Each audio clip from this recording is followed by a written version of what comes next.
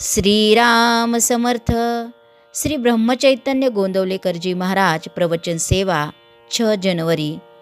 सद्गुरु ब्रह्मचैतन्य गोंदवलेकरजी महाराज कहते हैं कि नाम और रूप का संबंध कैसे होता है. क्या नामस्मरण करते समय रूप का ध्यान आवश्यक है? वस्तुतः नाम और रूप दोनों भिन्न है ही नहीं, किंतु नाम रूप के पहले भी होता है और बाद में भी रहता है. नाम रूप को व्याप्त करके रहता है.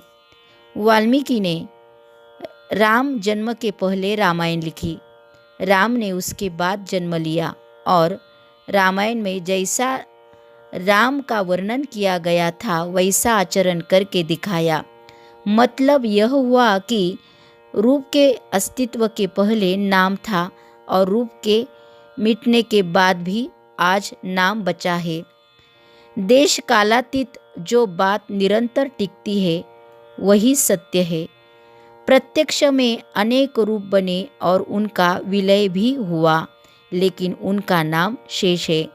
मतलब नाम देश काल की सीमा के परे होता है.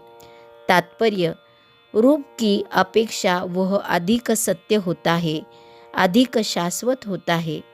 जो सत्य होता है वह श्रेष्ठ होता ही है.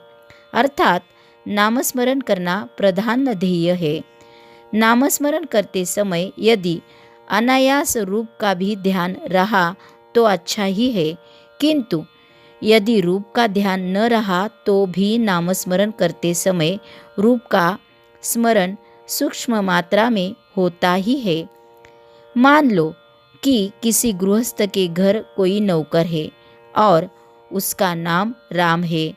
वह गृहस्थ राम नाम जप रहा हो, लेकिन उसका ध्यान राम के रूप की ओर नहीं है.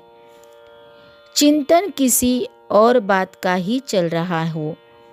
ऐसे क्षण को उससे किसी ने पूछा कि तुम किसका स्मरण कर रहे हो, तो गृहस्थ तत्काल उत्तर देगा, राम का ही स्मरण कर रहा हूँ.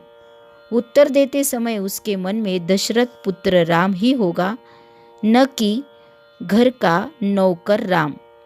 मतलब यह हुआ कि नामस्मरण करते समय सूक्ष्म मात्रा में रूप का ध्यान जागृत ही रहता है.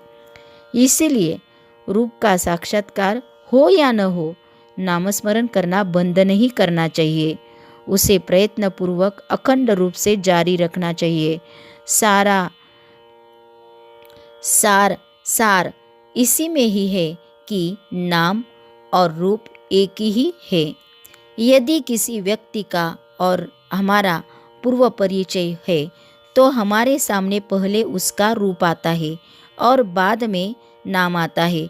किंतु हमसे यह व्यक्ति पूर्व परिचित नहीं होगा और हमने उसे पहले देखा नहीं होगा, तो हमारे ध्यान में केवल उसका नाम आता है.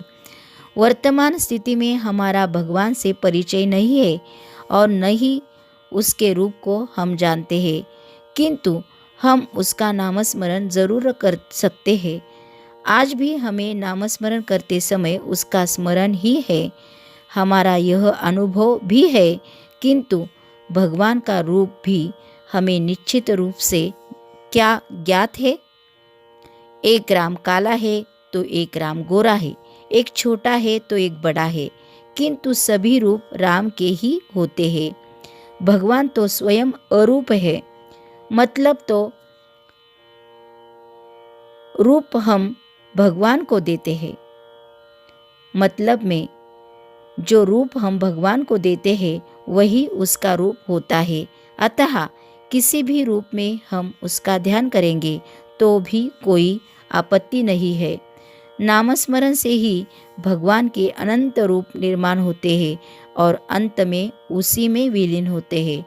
फलतः भगवत नाम श्रेष्ठ है.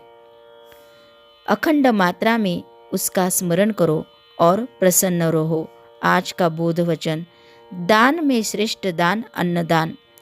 उपासना में श्रेष्ठ उपासना सगुण उपासना और साधन में श्रेष्ठ साधन नामस्मरण.